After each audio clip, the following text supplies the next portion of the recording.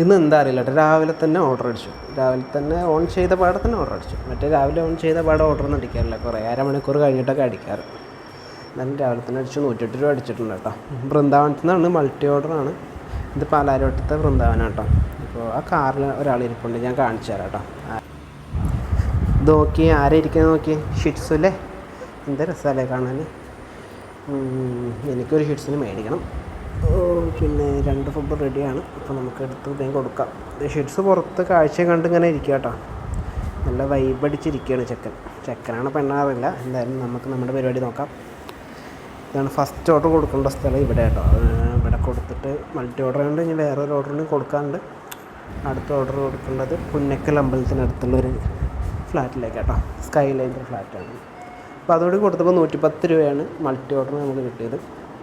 ഇന്ന് ചായ കുടിച്ചിട്ടുള്ളൂ. അപ്പോൾ നമ്മൾ ചായ കുടിക്കാൻ കയറി. പുട്ടും കടലയും പറഞ്ഞു.